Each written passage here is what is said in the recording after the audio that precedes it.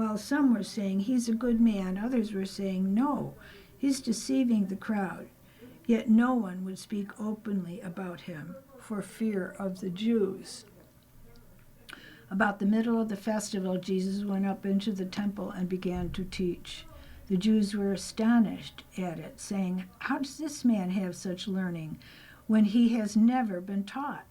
Then Jesus answered them, "My teaching is not mine, but his who sent me. Anyone who resolves to do the will of God will know whether the teaching is from God or whether I am speaking on my own. Those who speak on their own seek their own glory, but the one who seeks the glory of him who sent him is true, and there is nothing false in him." We'll conclude our reading at this point, the book of John, chapter 7, verse 18. You've been listening to a serialized...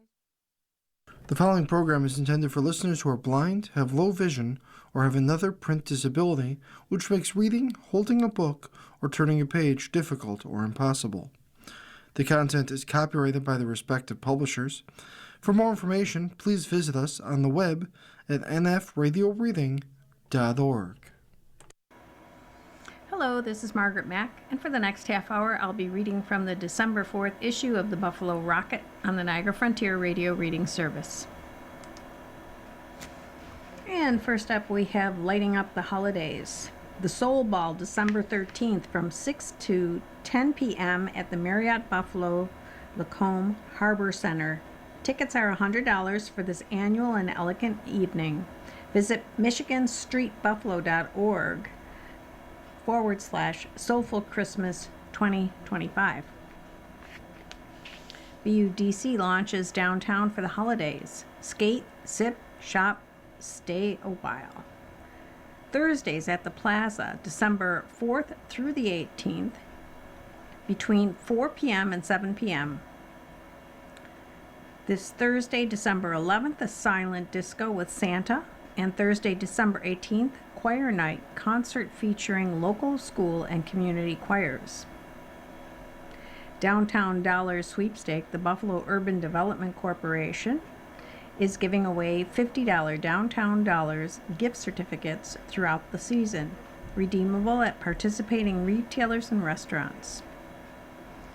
New website. To make it easier for the public to discover and support local small businesses, Queen City Pop-Up has launched its new website, queencitypopup.com, featuring a directory of 100 plus downtown shops, restaurants, and destinations, map of downtown event details, and more. The downtown Christmas tree lighting. The downtown Christmas tree lighting was Saturday, December 6th from 5 to 8 at Rotary Rink at Fountain Plaza. This annual celebration featured Santa Claus, festive music, holiday skating, and a magical countdown to lighting the city. Some holiday markets around town. Community Locust Street Art Annual Holiday Market, now through December 13th at 138 Locust Street. Visit locuststreet.org for hours and details. Buffalo Holiday Market, 444 Forest Avenue. It's an outdoor market, and it goes December 5th through December 28th on Fridays, Saturdays, and Sundays. MAP Massachusetts Avenue Project Holiday Market, 4 to 7 p.m. on the 12th at December 12th at 387 Massachusetts Avenue. And next, under the subject of area briefs, Office of Gun Violence Prevention hosts a town hall. The City of Buffalo Office of Gun Violence Prevention held its first town hall meeting Thursday, November 20th at the Northland Workforce Training Center in order to connect community organizations throughout the city and spark a dialogue on how to work together to better address the root causes of gun violence.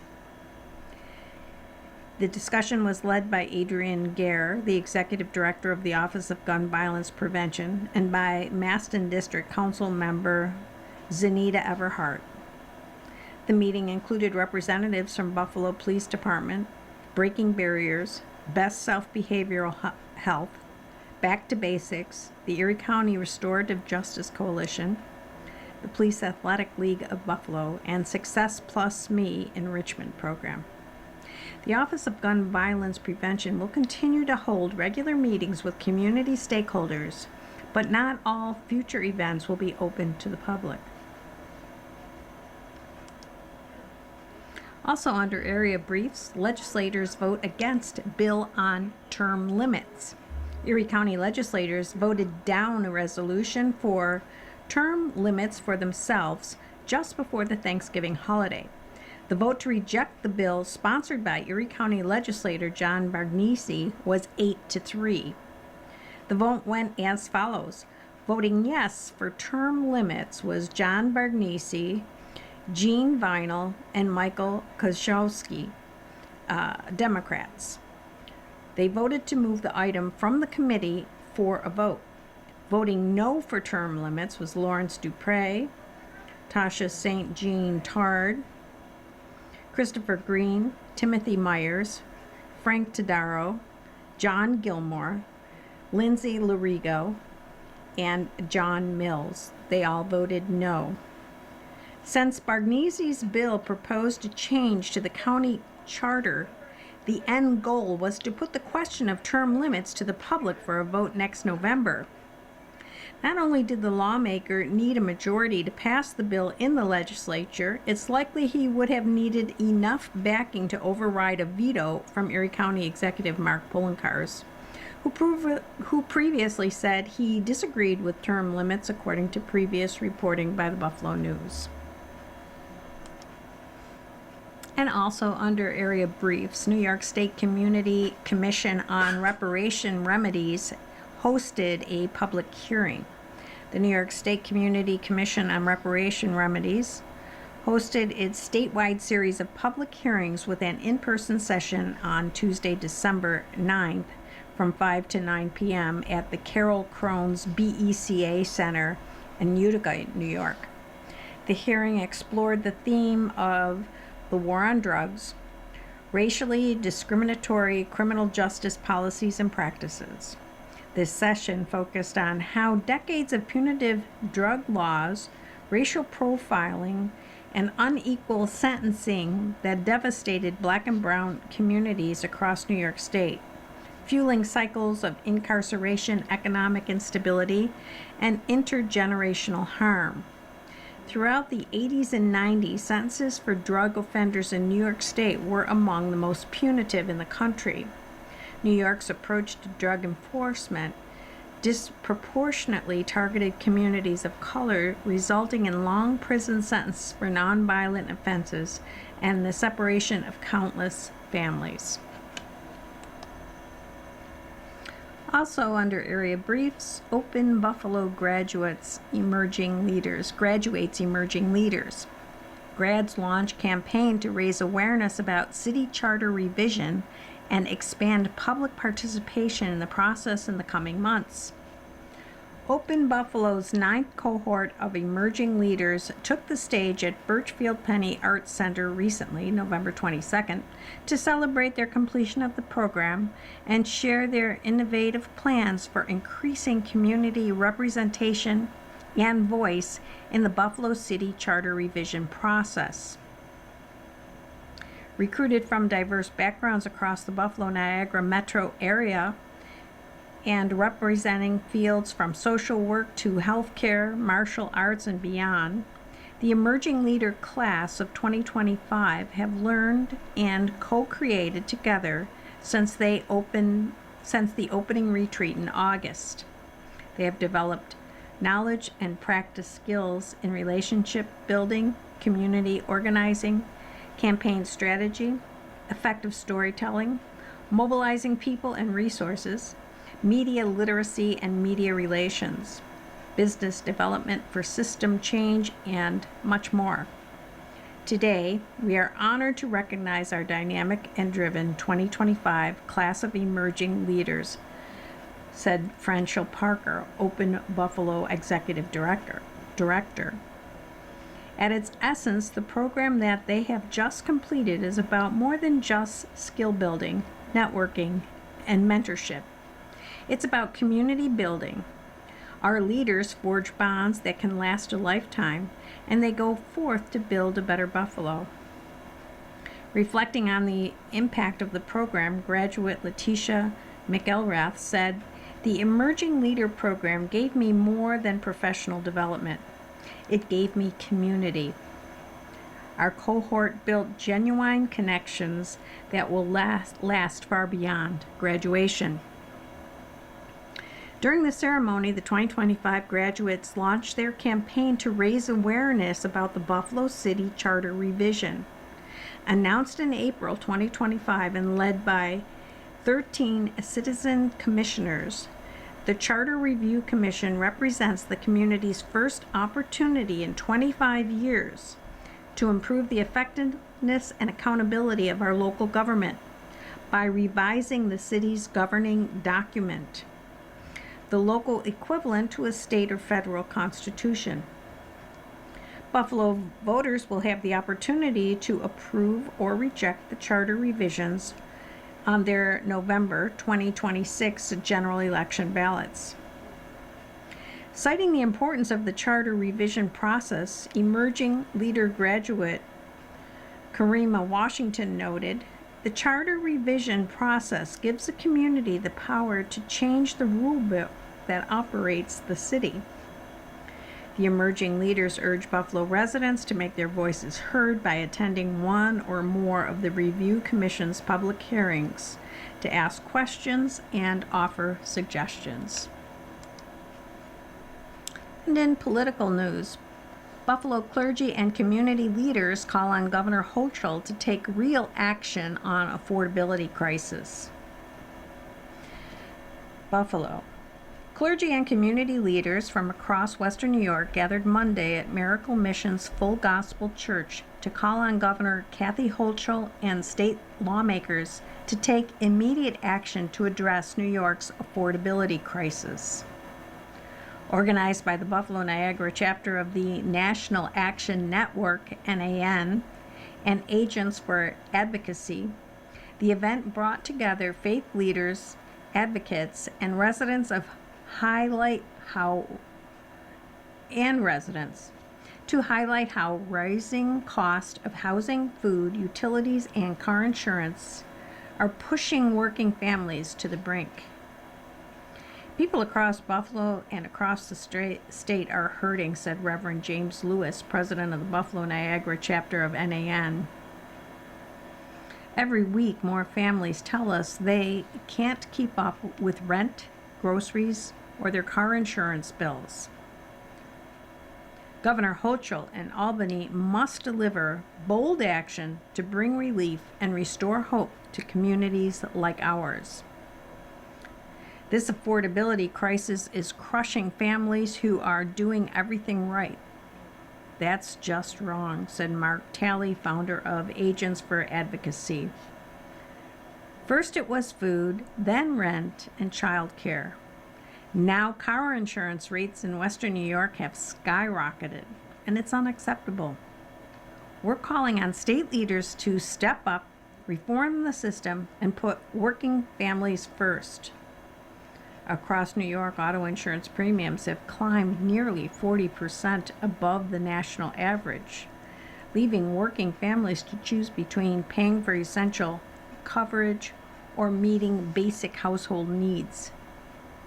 Fraudulent and exaggerated claims, including staged car crashes, fake medical bills, and phony lawsuits, are among the top factors driving this surge.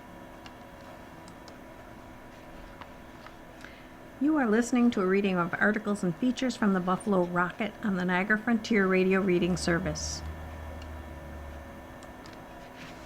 And next we have an article under Health Matters, and it's written by Joyce O'Reilly Smith. "The Dangerous Rise of a Gray Market of Counterfeit GLP-1s." As a family nurse practitioner, you learn very early on that medical providers bear a deep responsibility to our patients to protect their health and safety above all else. That's why I feel compelled to speak out about the dangerous rise of a gray market of counterfeit GPL-1s, that threaten the health and safety of our communities. GPL-1s is a relatively new and emerging class of medications used to treat diabetes and/or obesity. The CDC estimated that in 2023, the obesity prevalence among adults was 40.3%. This statistic represents a serious health challenge that we must address systematically. GLP-1s have been critical in our treatment of obesity, offering an important option for people struggling with weight loss. However, the increased demand for GLP-1s has also been accompanied by an increase in counterfeit GLP-1s containing unregulated and unsafe active pharmaceutical ingredients. Branded medications come to market after extensive research and FDA compliance and approval. This is what makes medications safe to prescribe and to take. In specific cases like a drug shortage, pharmacies can create compounded variations of these drugs to fill a specific need. This is what happened with GLP-1s when, due to unprecedented demand, the FDA placed them on its shortage list. Compounded GLP-1s were not FDA approved and only served as a temporary solution or for a temporary shortage. With the shortage now over, compounded GLP-1s are no longer necessary nor legal. Yet, companies have continued to illegally self-compound GLP-1s using ingredients imported from overseas. These ingredients are not subject to FDA approval or regulation. Bypassing FDA regulation increases the risk of exposure to untested and unsafe ingredients. Between September of 2023 and January 2025, 239 shipments of counterfeit GLP-1 ingredients were sent to the U.S., with a shocking 82% being allowed into our drug supply. Advertising their counterfeit products as more affordable, companies have taken to social media to sell these products and even sell individual ingredients for customers to mix themselves. This extraordinarily dangerous practice involves untrained customers attempting to create their own medicines with illicit and untested ingredients. The consequences are severe. Poison Control Centers report 1,500% increase in calls related to potential overdoses from GLP-1s. As a community health advocate in Buffalo and a family nurse practitioner, I believe I have a responsibility to protect New Yorkers from these dangerous and predatory practices. Companies are exploiting real health concerns at the expense of people's health and well-being. I urge New Yorkers and all Americans to think carefully and critically before purchasing a GLP-1 online. Without a doctor's prescription and a comprehensive medical plan, GLP-1s should not be easily purchased and obtained. While I support the FDA's current efforts in stopping illicit APIs from entering the country, I believe further communication and coordination between state and federal agencies is essential to ensure that this illegal market is reined in. The FDA must use its full enforcement authority to shut down compounders using these illicit APIs, and New York Attorney General Tisha James needs to hold companies selling these products accountable. We must all work at the state level to protect New Yorkers from these dangerous practices that take advantage of genuine health concerns for profit. Every New Yorker deserves access to legitimate and safe health care, and I'm committed to fighting for it. Again, the article's by Joyce O'Reilly Smith, and she is a board-certified family nurse practitioner from Buffalo. This next article is under the column of Voices, written by Betty Jean Grant. What is the worth of a life that was stolen? Bittersweet end to Buffalo Five's decades-long fight for justice. On a cold December night in Buffalo, in 1976, a murder happened on Fillmore Avenue. What makes the crime so unique is that we are still talking about it almost 50 years later. The fact that the victim, who was white, was killed in the hood and lived just a few yards from a public housing project was not a common occurrence around the time of the murder, as most of the white residents on the east side of Buffalo had abandoned the city years ago. And yet, because the man was white, there was an opinion among some in city government and in law enforcement that this case must be resolved as quickly as possible to allay fear among the remaining white population that they were not safe if they continued living in Buffalo's, especially on the east side of the city. So what the officials in the Buffalo Police Department decided to do was to survey or round up all the young black troublemakers to see if light could be shed on which ones could have committed this terrible crime. They conducted door-to-door dragnets and sting operations and surveyed the recent media news footage. Among the crowd gathered near the Golden Nugget Tavern to talk to the news media were 5 young men who, due to their previous arrests for petty and serious crimes, were already known to the police. Then Buffalo Police Commissioner Thomas Blair and the department's Homicide Bureau headed by Christopher Leo Donovan, rounded up these 5s.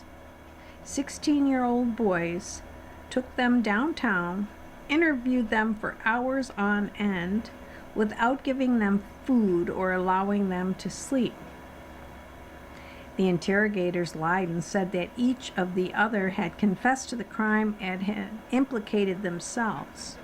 And so, without an eyewitness to the crime, no murder weapon found, no recovery money the victim possessed, no confession, and with multiple credible alibis, the 4 innocent young men were brought to trial.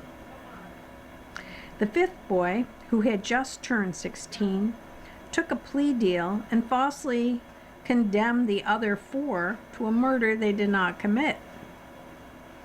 For his testimony against his friends, this young man was told to join the army, which he did, and never come back to Buffalo. 3 of the 4 remaining young men were convicted and wound up serving 20 to 30 years in prison. The lone accused youth had a private attorney, a smart young lawyer named James A.W. McLeod, who used the argument that there was not enough or no evidence to convict his client. He was correct, as his client was found not guilty of murder by all white jury. This writer believes, as most people, that if Judge McLeod's client had gone to court first, his verdict of not guilty would have acquitted the 3 boys who had public defenders assigned to trial lawyers. They ultimately went to prison for decades, followed by a sentence of lifetime parole. Let us remember that the murdered man, Mr. William Crawford, was beaten to death with an object unknown to the police. His wallet, filled with cash, was never found. Plus, there was no blood on any of the clothes of the 5 young men that had worn that night. What the police did have was a set of keys found under the victim's body, When they moved him to the morgue, the police surmised that the keys belonged to either the killers or the victim, and yet the set of keys opened none of those doors to Mr. Crawford's or the teenaged suspects' houses. What is known, however, is that the neighbor of Mr. Crawford, who was in the bar with him and left with him to walk him home, called the bar the next morning to ask if he had left his keys there.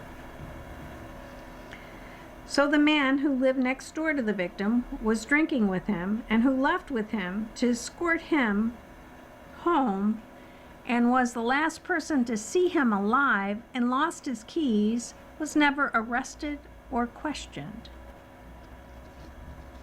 The final insult came when the then Erie County DA Edward Cosgrove and his cousin Timothy Drury and the county's lead prosecutor and the lead police allowed the neighbor to take the stand and testify that he saw the 5 teenagers in the bar eyeing Mr. Crawford's wallet the night he was murdered. An allegation the patrons and staff at the tavern vigorously refuted. Prosecutor Tim Drury went on to be elected judge, and the Honorable Tim Drury recently retired from state Supreme Court.